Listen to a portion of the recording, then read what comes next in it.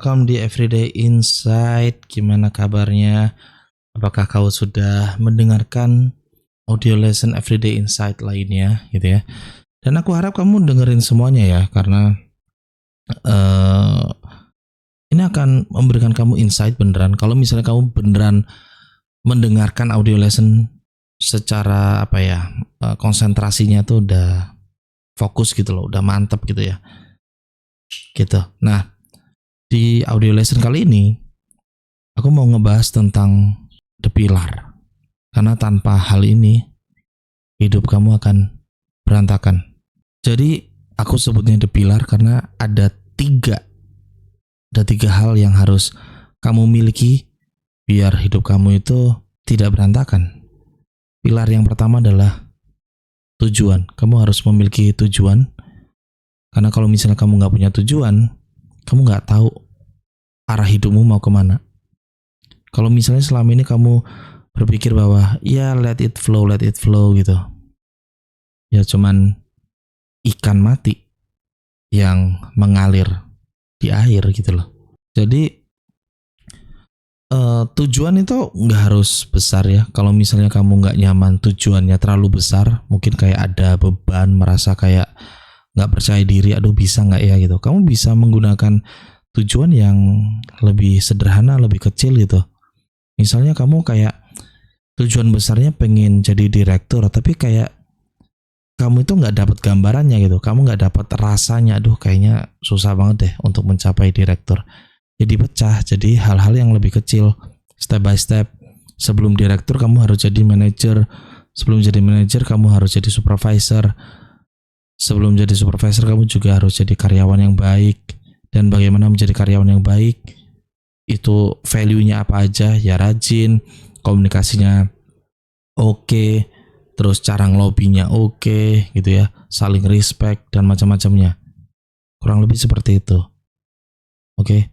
Intinya harus punya tujuan, meskipun kamu anggap tujuan itu remeh, atau mungkin orang lain menganggap tujuan kamu itu remeh, tapi kamu harus punya tujuan biar kamu tahu arah hidupmu itu mau kemana. Kamu itu dengan punya tujuan, kamu jadi lebih termotivasi. Oke. Lalu pilihan yang kedua adalah kamu harus punya prinsip. Setiap orang itu punya prinsip. Aku meyakini itu, bahwa setiap orang punya prinsip. Hanya saja sering ditoleransi, sering dianulir. Contoh paling mudah adalah kalau misalnya kamu ya lagi janjian dengan orang gitu, kamu punya prinsip bahwa kamu nggak boleh telat, kamu harus datang tepat waktu gitu. Oke, kamu datang tepat waktu gitu ya, tapi kamu juga memiliki prinsip bahwa kamu nggak suka menunggu lama-lama. Jadi kamu batasin prinsip kamu, aku menunggu maksimal 1 jam. Suatu ketika orang yang pengen kamu temui itu telatnya 1,5 jam.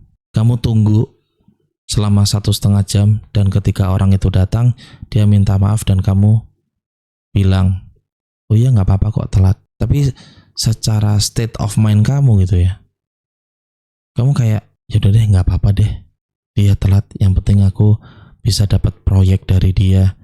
Nggak apa-apa deh telat, yang penting aku bisa dapat kerjaan dari dia. Nggak apa-apa deh dia telat, yang penting aku bisa ngedate sama dia. Jadi dianulir. Sebenarnya kamu punya prinsip bahwa harus gitu ya, kamu harus datang tepat waktu, dan kamu nggak suka menunggu lama-lama dan maksimal 1 jam menunggu.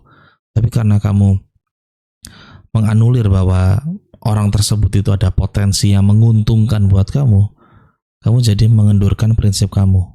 Ketika kamu menganulir prinsip kamu, itu sama saja kamu kayak mengkhianati diri kamu sendiri gitu loh. Gimana mau bisa dipercaya sama orang kalau misalnya kamu aja mengkhianati diri kamu sendiri gitu loh. Kalau misalnya kamu memegang teguh prinsip kamu gitu ya, kan kamu bisa tuh ketika udah nunggu 1 jam, ya udah kamu tinggal bilang aja, bro aku harus pulang, atau sis aku harus pulang, aku ada acara, atau bilang aja aku nggak bisa nunggu selama 1 jam gitu. Karena semakin kamu menganulir prinsip kamu, orang lain tuh malah makin ngelunjak juga gitu loh. Nggak ada batasan. Nanti di kemudian harinya, dia akan datang telat terus, datang telat terus, datang telat terus. Kayak gitu. Jadi, kalau misalnya kamu punya prinsip, kamu tidak suka menunggu maksimal 1 jam, semenguntungkan apapun orang itu yang datang telat itu, ya kamu harus pulang gitu loh. Karena dia udah melanggar batasan yang sudah kamu buat gitu loh. Itu yang namanya kamu harus memegang prinsip. Kalau misalnya berkaitan dengan audio lesson everyday insight yang soal bertanggung jawab itu juga kamu mengambil tanggung jawab kamu gitu loh. Resikonya itu kamu ambil. Oke deh, nggak apa-apa, aku nggak dapat keuntungan, yang penting aku tetap menjaga prinsip aku, karena bagi aku prinsip itu adalah nomor 1. Prinsip itu yang bikin aku bisa dipercaya oleh banyak orang. Kan bisa seperti itu. Oke. Jadi pilihan yang kedua itu adalah kamu harus punya prinsip, dan kamu harus menjaga prinsip itu, jangan dianulir. Boleh sih diubah prinsipnya, tapi tidak mudah untuk diubah juga. Lalu pilihan yang terakhir adalah percaya diri. Percaya diri itu adalah menurutku pondasi banget, karena ketika kamu tidak punya kepercayaan diri, kamu nggak bisa kemana-mana gitu loh. Kalau misalnya kamu perhatiin ya, di TV atau di YouTube atau di konten manapun gitu ya, di sosial media manapun, kamu ngerasa orang ini kayak nggak punya skill, nggak punya keahlian yang jago banget gitu, yang oke, yang eksklusif, tapi dia terkenal gitu loh, duitnya banyak, karena dia punya satu hal ini, yaitu percaya diri. Dia pede aja udah. Oke.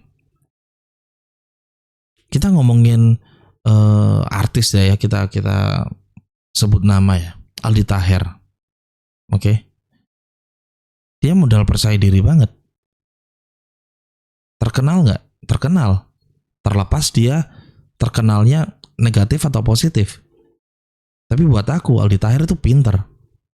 Karena dia tahu dia punya kepercayaan diri yang tinggi, dan itu dimanfaatkan oleh dirinya dengan amat sangat baik. Oke. Dan tentu saja aku harapnya kamu yang mendengarkan ini ya punya skill juga gitu loh. Ketika kamu tahu bahwa modal utama percaya diri, bukan berarti kamu gak belajar skill tertentu gitu loh. Oke.